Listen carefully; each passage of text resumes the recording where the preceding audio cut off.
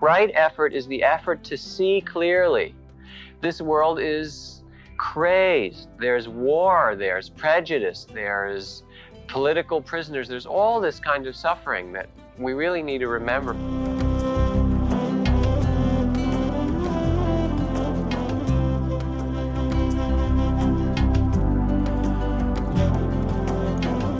Welcome to the Jack Kornfield Heart Wisdom Hour. We are delighted to share with you Jack's innate common sense wisdom and his clear, open heart. If you are interested in supporting Jack's podcast, go to BeHereNowNetwork.com/Jack.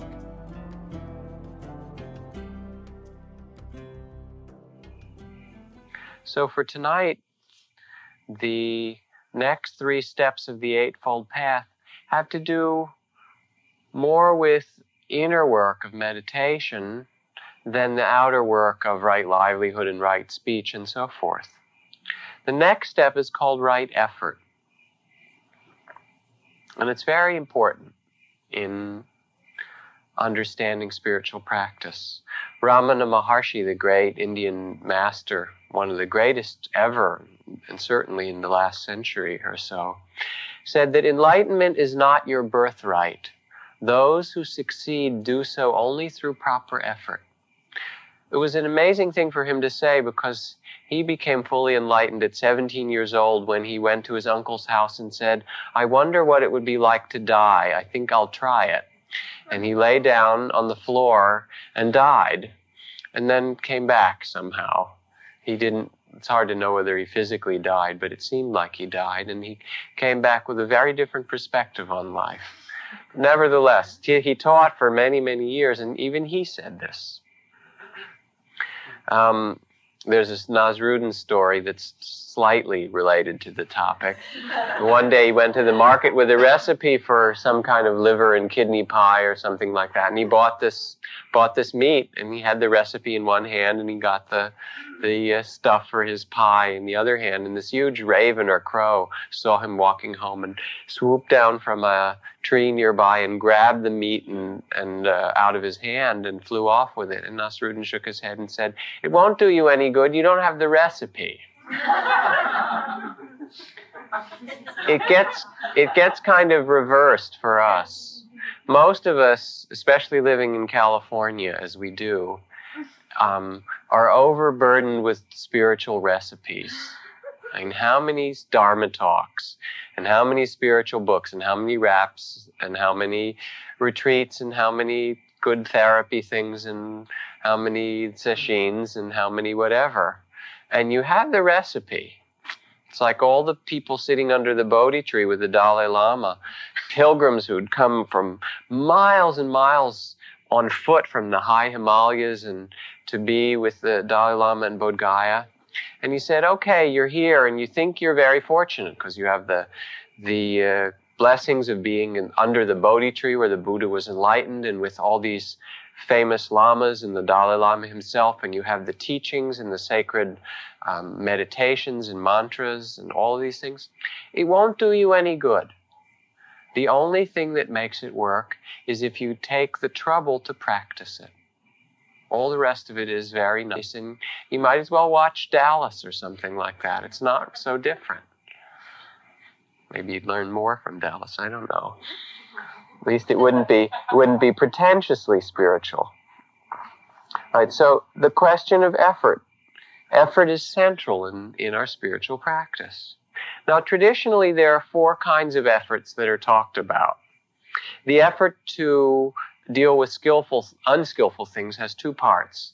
The effort to abandon that which is unskillful, and that means abandoning our grasping or our fear or our hatred or anger. It doesn't mean judging oneself or resisting it or suppressing it, but it means learning skillful means not to be so caught up in things, not to be so attached. And then the effort to maintain their absence, once you've figured out how to let go of them some, which is, it's like Mark Twain and smoking. You all heard that. When someone asked if he'd ever stop smoking, he said, sure, it was easy. He'd done it thousands of times, So the second effort is the effort to maintain that abandonment in some fashion. The other two traditional definitions of right effort have to do with that which is skillful. The effort to develop or cultivate or nourish that which is skillful within ourselves. And then the effort to maintain or sustain it so that in some fashion it stays with us. One person on the battlefield conquers an army of 1,000. This is from the Dhammapada. Another conquers themselves, and they are greater. Conquer yourself and not others. Discipline yourself, and thereupon learn freedom. So it's the effort of learning how to cultivate or generate that which is skillful, which is awareness or loving kindness or caring for the world around you or living more in the present. The effort to abandon the habits, the fears, the things that we get caught in that create suffering and that keep us in the murk, in the muck. And the effort to sustain them. And this is wonderful because it's a teaching that can apply very much to our daily life. It's not just a retreat teaching. It's small habits and all the little pieces. Our life is made up of little activities and little pieces and little habits and little ways. And we can begin to work with the way we drive our cars or the way that we relate to people at work or the way we eat, what we choose to eat and how we set about eating to make those things more conscious, to make our approach to those bear the fruit of greater awareness, of greater attention, of more caring, of more kindness. So you can think now for just a moment, what are a few things in your own life that could well be served by bringing a little more of this effort to pay attention or the effort to let go and abandon? What little things do you do that you could use in some way to wake up more, to awaken?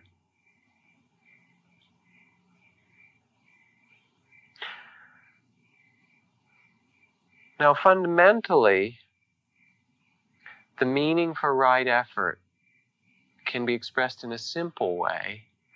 It's the effort to be aware, the effort to see clearly, to pay attention. That's right effort. And one Zen master was asked, would you give me the essence of the teachings? And he wrote down attention. And then the person said, fine, now would you give me the whole teachings, the commentary and how I should undertake it? And he wrote down attention. And they said, isn't there anything else? And he said, attention. That is it. To be present, to see clearly. Right effort isn't so much the effort to make the world a different place as it is the effort to discover the nature of this world, of our body, our mind, of this life. Now, why is it hard to make the right effort? Why is it hard to pay attention? It's hard for different reasons. It's hard because we don't want to see sometimes, this idea of be here now and so forth. It sounds good. It's not so good. It isn't, because what happens when you're here now? Has anybody looked? What do you have to be here now with? Pain. What else? Boredom, fear, loneliness, pleasure, joy, beautiful sunsets, wonderful tastes, horrible experiences, people being born, people dying, light, dark, up, down, parking your car on the wrong side of the street, getting your car towed. All those things, because if you live here, it means you have to open to what Zorba called the full catastrophe. And so sometimes we don't want that. Right effort is the effort to see clearly. This world is crazed. There's war, there's prejudice, there's political prisoners, there's all this kind of suffering that we really need to remember living in Marin, because it's really like a kind of ghetto that we live in, and we forget how incredibly fortunate we are. I had someone I knew who wrote a letter today, and she's kind of middle-aged and very poor and just gets by doing some sewing, and her husband works in a gas station. They live in Florida someplace else, and they're related to some people I know, and they've had a very hard life anyway, and she has some kinds of progressive degenerative disease. And then they wrote in their house was just, they live in not such a nice neighborhood, and their house was broken into, and the few things they had of any value were just stolen. And I thought, God, you know, here I live in such a nice place, and I leave the door open most of the time in the house and don't worry about it and have nice things. And we forget how really what blessings we have here. And we forget about the sorrow and the struggle in the world. And so part of the effort is to really wake up and to look in ourselves and at the world around, and to be conscious of it, not just be asleep. Ajahn Chah said there were two basic ways of practice, my teacher. He said one way of practice is to be comfortable. And it's valuable. You can sit a little and get yourself quiet. You keep the precepts, and so you don't harm people and they start to like you. You om at dinner. It's true. You chant a little before you eat, or you sit quiet, and everything becomes nicer in your life. It becomes more comfortable and more pleasant because you live a good life and you're more peaceful. The other way to approach spiritual practice is to be not involved with trying to be comfortable, but rather to be free or liberated. And that way of practice has nothing whatsoever to do with comfort. Comfort may come and it may not. Sometimes it may be terribly uncomfortable. But its goal or its direction is not comfort. Its goal is freedom. It's a wonderful thing, and it's the real legacy of the Buddha. So we really need to start to pay attention, is what right effort means, and to see both how fortunate we are, and to begin to see the laws that govern the world within which we live. Another friend of mine whose husband is pretty young, he's in his mid-40s, just called me this week and said he had advanced lung cancer and just found out about it a few days before. And then she called about 4 days after that. She asked me what was the lesson in that. She said, "You're a teacher, tell me what the lesson is." I didn't know what the lesson was. I said, "I don't know. Call me later. Maybe I can think of one." And she called back, you know. And if you trust people, they generally find out what the lesson is anyway. And she said, "I know what the lesson is." And I said, "What?" And she said, "The lesson is to love people while you have them when they're here."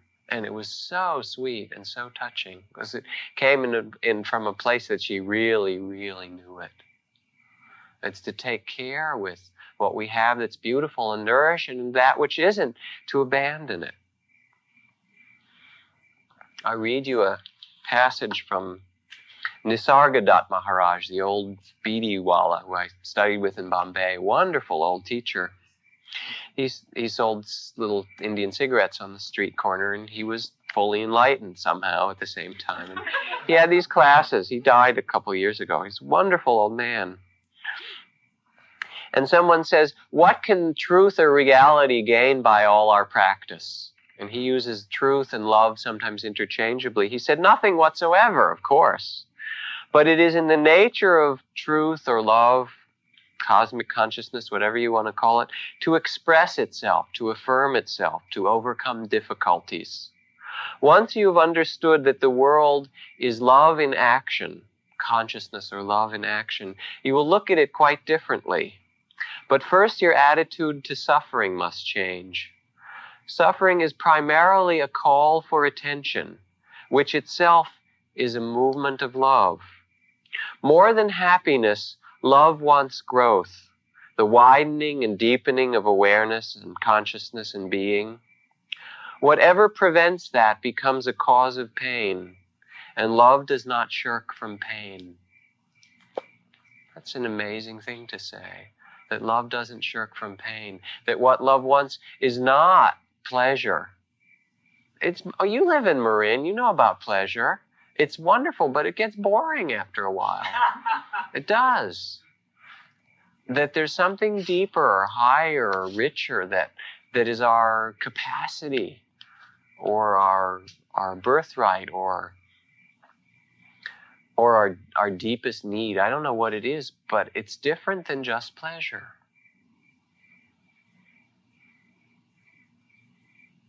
So then, what does it mean to make right effort? We touch that, we want that, or we want to discover or open.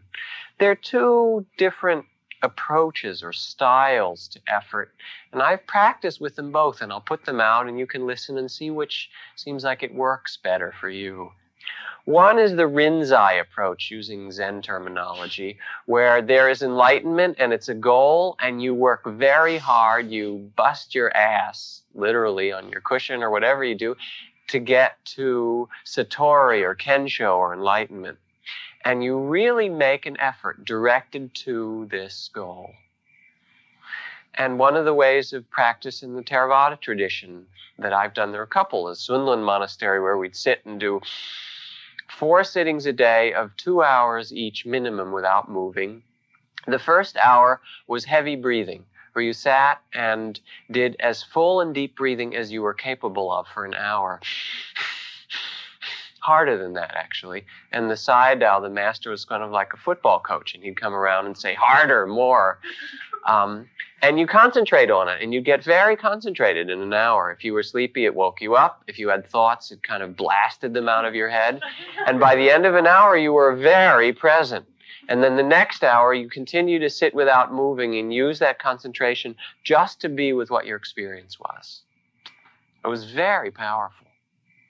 Or the kind of effort in the Mahasi Monastery where I practiced, where you sit and walk 15 or 16 hours a day, or 18 if you can. You sleep for 4 hours and you eat a little bit. You sit motionless, you don't move, even though the sittings were shorter, they were 45 minutes or an hour. And you don't make a movement without paying attention to it. Lift your hand, blink your eyes, blinking, turning, moving. You pay attention to every single little thing. Why do that?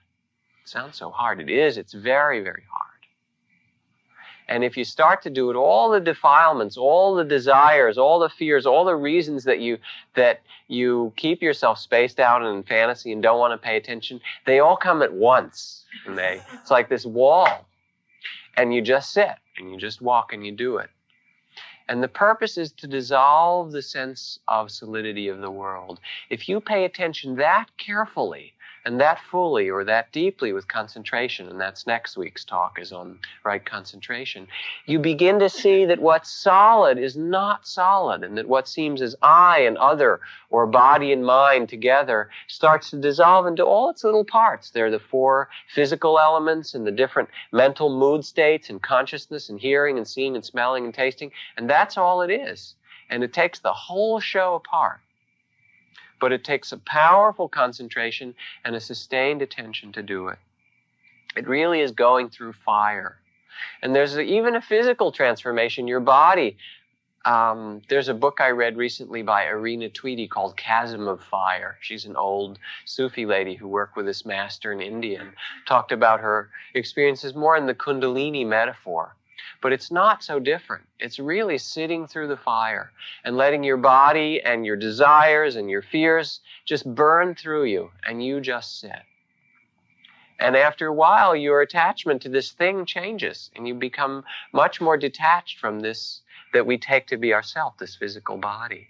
And you become more detached from the fears and feelings and all of those things. And you start with that detachment, then to see it as it operates clearly, because you're not so incredibly tightly identified as I, me, my body, my mind. It's very powerful. Zen Sesshin, Sasaki Roshi, teaches in very strict fashion in that way. Or as Chan Master Shun Hua, who runs Gold Mountain Temple. He used to have 49-day Chan sessions in San Francisco. You'd sit for 49 days and you'd sleep sitting up. You'd sleep in your place. I never wanted to do it. I thought about it. This is a way I've done a lot of practice like this, and I personally like it. For some people, it's terrible because they're already tight and they do it and it just drives them crazy. It makes them tighter and it doesn't bring any enlightenment at all. It just brings pain. But for some people, it's a way of practice that works. The effort to concentrate, the effort to pay attention, to bring yourself back again and again and again. It's not the effort of tensing your body, but it's the willingness to sit with anything and keep bringing your mind back, or to walk with anything, to really do that. If a person gives way to all their desires or panders to them, says Gurdjieff, there'll be no inner struggle in them, no friction, no fire. But if for the sake of attaining liberation, they struggle with their habits that hinder them, they'll create a fire which will gradually transform their inner world into a single whole. So it's one way of undertaking practice. And when you look at how powerful our habits are, and how much we go to sleep, and how much the world really needs somebody to have the courage to say no, or stop, or wake up, or look, or live differently, it becomes very compelling. Now, I know that you're not on retreat, that we live in busy household lives, but this same spirit, this kind, which is just half of the effort I'll talk about, can be brought to your daily life. It can be the effort, I'm going to get up and sit every day, twice a day. I'm going to take the effort to whatever it happens to be in your life that you know is really going to make a difference. So one can bring that effort, and it's a wonderful thing to do. And if you learn to do it, it takes practice. It's really empowering. It brings a certain inner strength with it as well. Now, the other approach to right effort, there's actually a bridge between these two that would be nice to read about. Someone gave me recently this book called Peace Pilgrim, about this woman who walked for 20 years around the country wearing her blue jogging suit that said Peace Pilgrim on it, carrying a toothbrush. And she spoke about peace, that you had to make yourself peaceful and the world peaceful. And she never took food unless it was offered to her. She fasted otherwise, and she never took rides until much later in her life. She just walked and talked about peace. And it's her story, and it's a fantastic book. And she said, during my earlier spiritual growth period, right, the 10 years she was getting prepared to do her peace walk, I desired to know and do God's will for me. Spiritual growth is not easily attained, you know, but it is well worth the effort. It takes time, just as any growth takes time. One should rejoice at small gains and not be impatient, as impatience hampers growth. The path of gradual relinquishment of things hindering spiritual progress is a difficult path, for only when relinquishment is complete do the rewards really come fully. The path of quick relinquishment is an easy path, for it brings immediate blessings. And when God fills your life, or the truth fills your life, the gifts overflow and bless all that you touch. Now, it's very beautiful what she says. It takes time, just as any growth takes time, and it's not easily attained, but well worth the effort. If you do a lot of it, you get a lot of reward.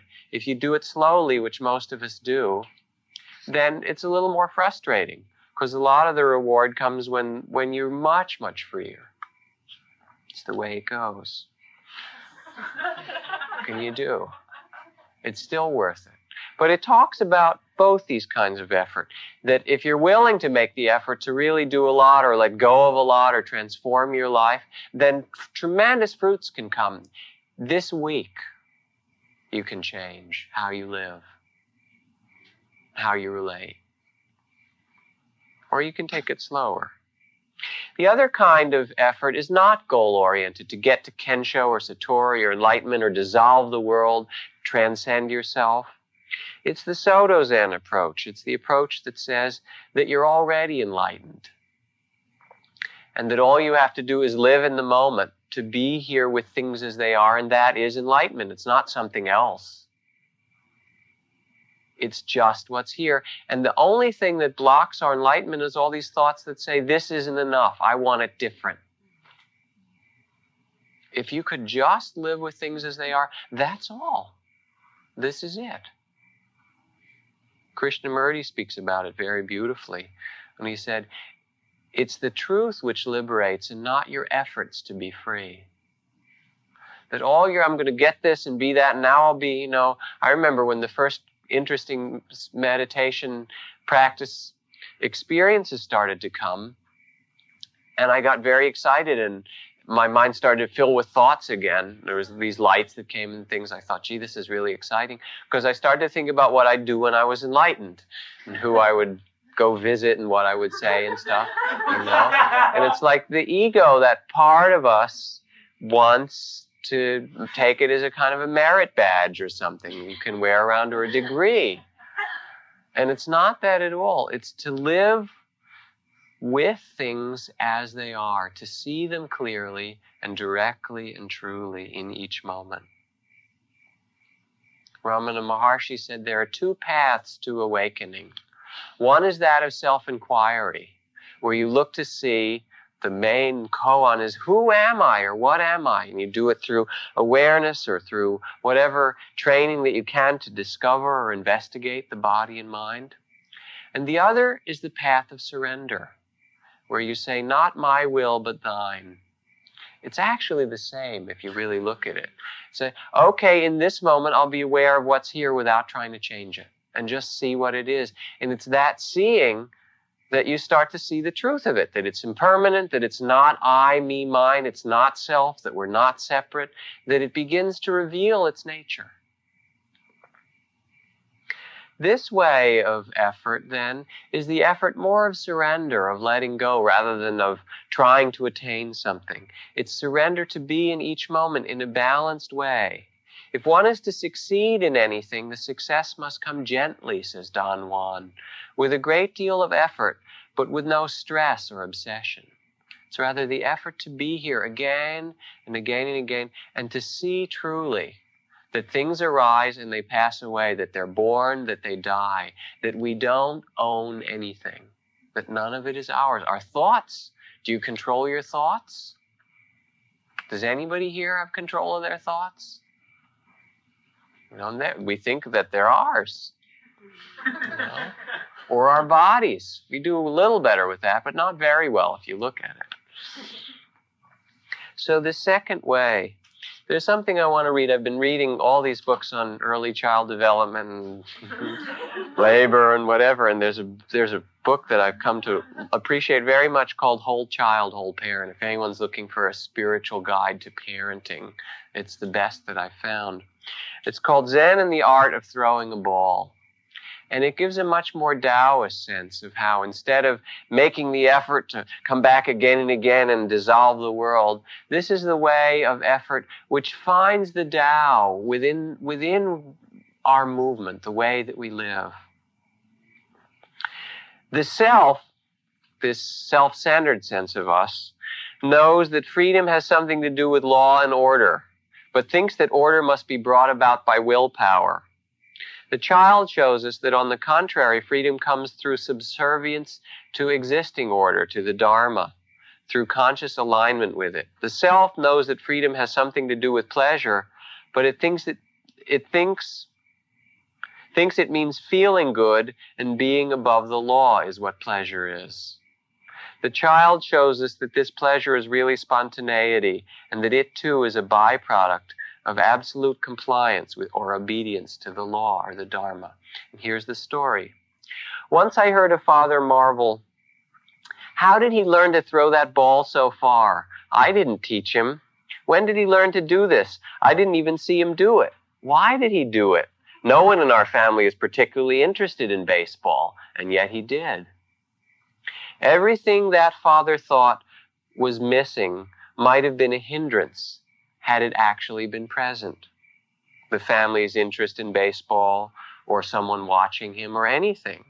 Somewhere along the way, in the throwing of a ball, the child had conceived of a possibility of freedom.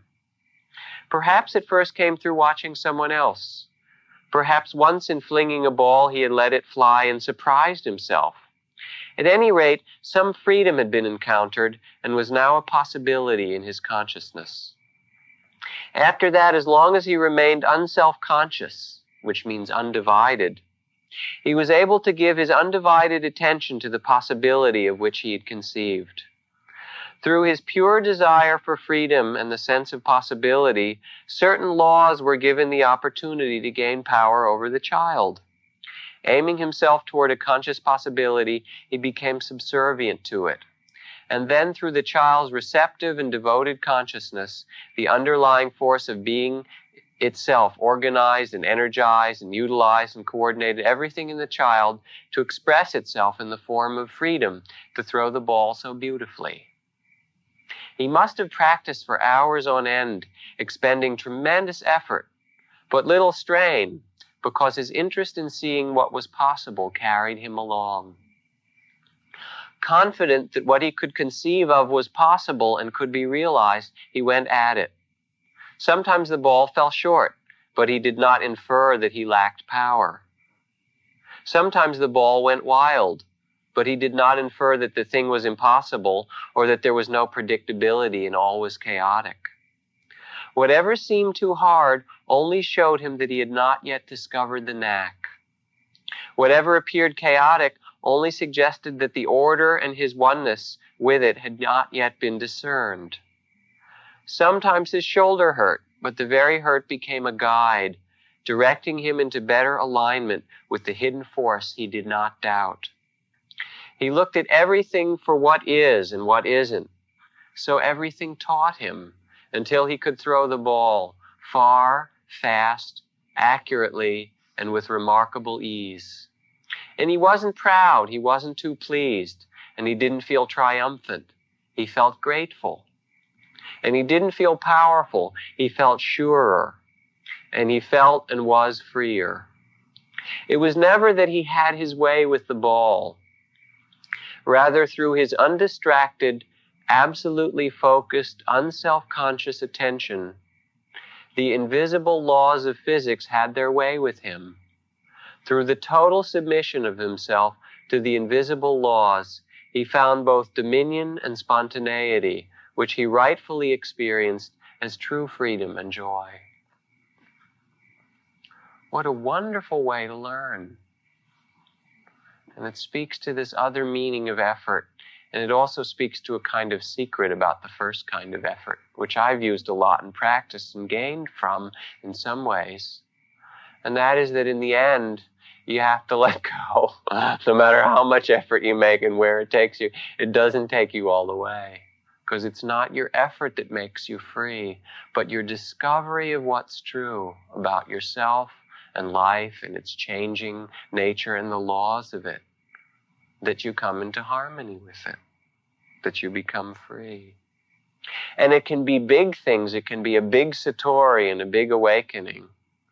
Sometimes when you get hit over the head by someone near you getting cancer or a near car accident.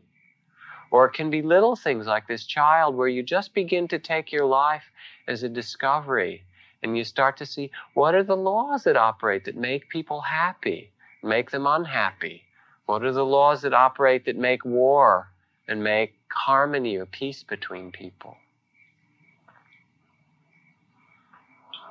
I got a letter from someone recently who'd been in one of these classes asking about the question of enlightenment. It talks so much about precepts and following right speech and right action. What about enlightenment? Where does that fit in? Or is it just a system of ethical conduct, Buddhism? The Buddha said a number of times in one very beautiful sutra, he said it quite explicitly, he said, the reason for my teaching is not for merit or good deeds or good karma or concentration or rapture or bliss or even insight. None of these is the reason that I teach. But the sure heart's release, this and this alone, is the reason for the teaching of a Buddha. And all these other things are secondary to it. Secondary to what that child experienced with the ball or to what the old Bidhiwala talked about of the movement of love is compelled not by pleasure or not by precepts or not by success or failure, but by learning to grow, learning to open, learning the laws of the world, learning to connect. And there is enlightenment and there is freedom It's true. It's absolutely true. And you can experience it. You can come to that. It says in the Dhammapada that to live one day and taste very deeply the meaning of impermanence is better than living 100 years and not to touch it. Why could that be so? Because to taste that, even for a moment, means that you see what's true about life and you start to live out of that truth more fully. You become free, which is what we all want most deeply. So I ask you a few questions. Think about these for a moment in right effort. Where are you making too much effort in your life?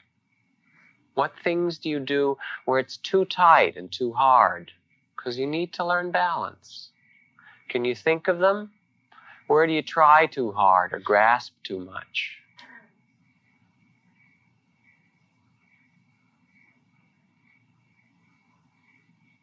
Where do you make too little effort in your life? Where are you lazy or habitual? What aspect of your life, what aspects could be ennobled or awakened with more effort? Think about them. Which ones? Where is your life too internal? Where do you shy away out of fear from the world of events and circumstances around you?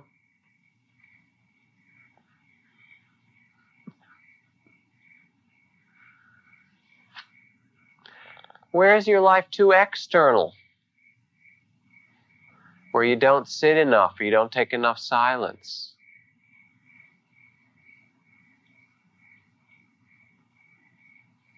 You don't listen inside in a deep enough way to your heart, to what you care about.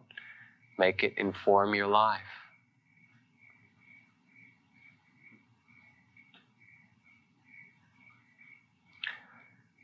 To listen in this way inside is to discover the laws like throwing the ball of right effort in your life. Where do you miss the mark? Practice a little more. What takes more effort? What takes a little less? What takes more solitude? What takes more giving and loving and serving? You actually know the answers to those things. They come pretty easily to us. We just forget to ask. Or we don't want to ask because it means, oh, I have to rearrange my life yet again in some fashion or other. But it doesn't really matter because that's the game. Everything gets rearranged anyway. Either you can rearrange it or you can wait for it to be rearranged. And it's also the game to grow. And so you can stall it for a while. If you really drag your feet, you can. But it's not as interesting.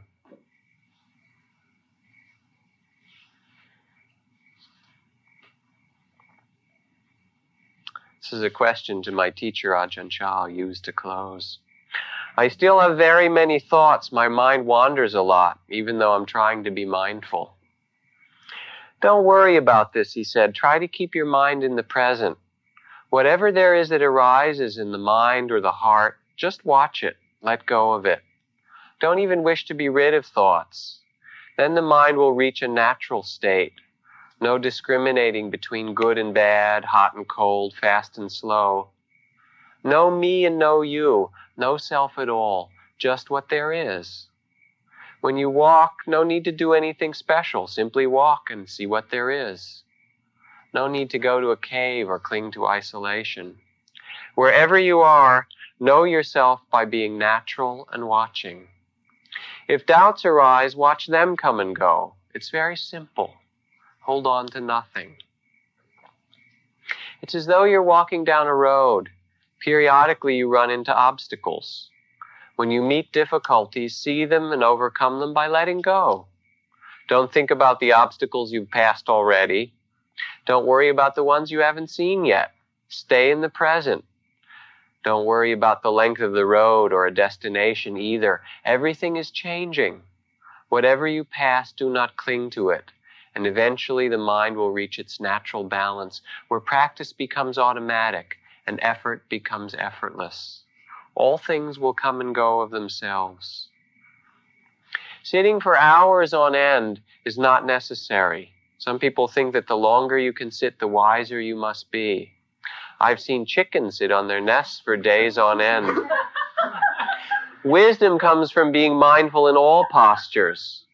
Your practice should begin as you awaken in the morning and continue until you fall asleep.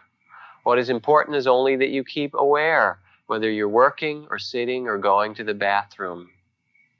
Each person has their own natural pace. Some of you will die at age 50, some at age 65, and some at age 90. Don't think or worry about this. Try to be mindful and let things take their natural course. Then your mind will become quieter and quieter in any surroundings.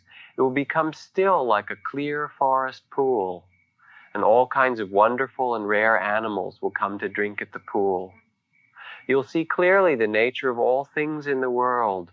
Many wonderful, strange things come and go, but you will be still. This is the happiness of the Buddha.